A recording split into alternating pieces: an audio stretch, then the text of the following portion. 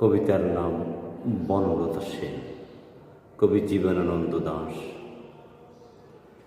হাজার বছর ধরে আমি পথ হাঁটিতেছি পৃথিবীর পথে, সিংহল সমুদ্র থেকে নিশীথের অন্ধকার মালয় সাগরে।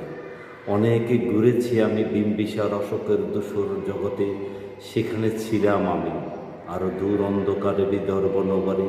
আমি ক্লান্ত প্রাণ এক, চারিদিকে জীবনের সমুদ্র সোপেন, আমারে দুদণ্ড শান্তি দিয়েছিল নাটোরের বনলতা সেন।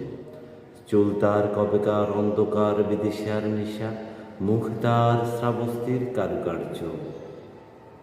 অতিদূর সমুদ্রের পরে হাল ভেঙে যে নাবিক হারিয়েছে দিশা, সবুজ ঘাসের দেশ যখন সে চোখে দেখে দারুচিনি দ্বীপের ভিতর, তেমনি দেখেছি তারে। অন্ধকারে বলেছে সে,